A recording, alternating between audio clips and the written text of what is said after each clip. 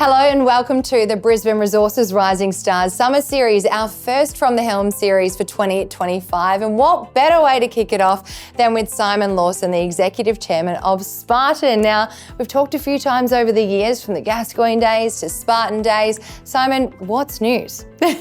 We're back into our drilling. It's going to be another big year for Spartan. So lots of activity. We're always keeping busy with our rigs, and we're also mining down to over halfway to Never Never now. So that's a big piece of news, and we're on our way.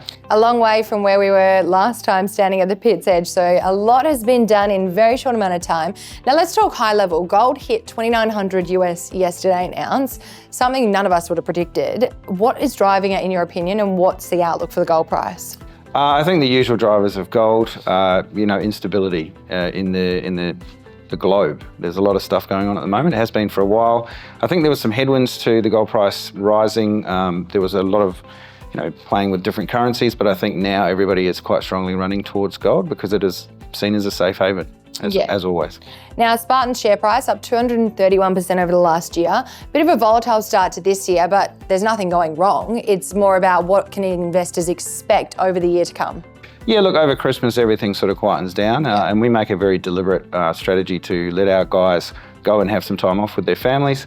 That obviously means that we can't deliver drill intercepts as rapidly or as quickly as we had been, but we're back into our work now. And we've got a big year in front of us, 65,000 metres from underground, 20,000 metres from surface, 2 rigs on site now, 3 shortly, and our underground rig starts drilling next week. So drilling and more drilling in 2025. How are the results looking at Pepper, Never Never? What are we getting?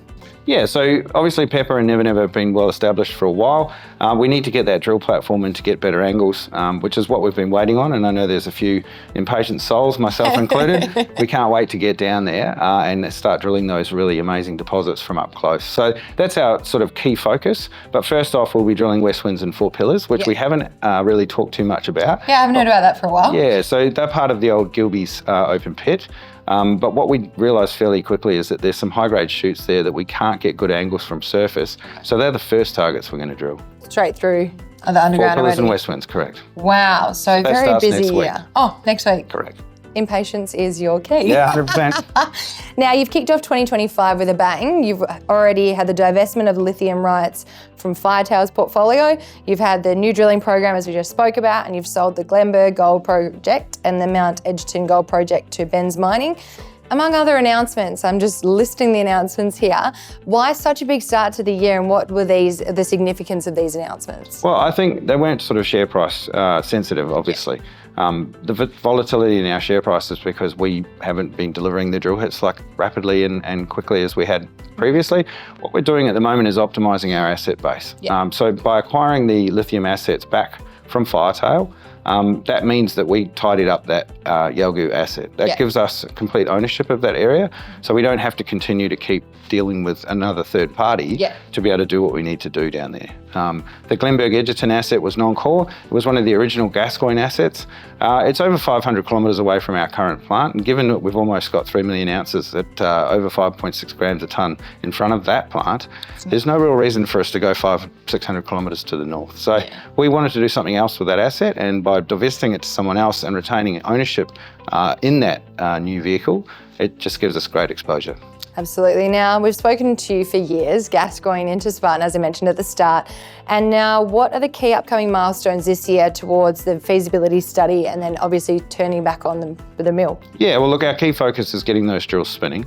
But we are doing a study at the moment. There's been a lot of questions, gold prices at record levels. Like, when are you going to start producing gold fast, right? We're on the path to do that at the moment, but it doesn't take overnight. So what we're doing is proper study work. We want to get a very robust study done based on the resource that we put out late last year, which gives us, an underground resource of over 9 grams a tonne, which is pretty incredible. 2.3 million ounces of that, almost 3 million ounces, is underground. You're rewriting high-grade gold. Correct. So for us, we want to make sure we get that study done properly. And when we put it out, it's robust, and we can have arrows thrown at us and we can answer those questions. So by mid-year, that's what we're going to do. The reserve will come with that, so that's a maiden reserve. We think there's going to be very high conversion because it's a very thick ore body. There's not much in the way of a cut-off when you've got a 20 metre wide system.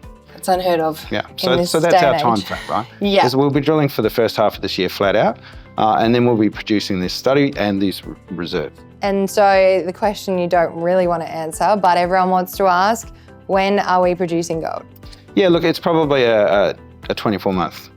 So we have a time-ish now. I remember when I first started that. Yeah, you were look, like, I'm always very hesitant because we need to have a study to prove it. Yeah, and exactly. we do have compliance where people would say, where did you get that number from? Yeah, exactly. So, I mean, I can give 24 months as a rough idea. We might do it faster, we might do it slower, but to me, that's roughly how long it would take to get into production. Beautiful. And it's because we need a ball mill.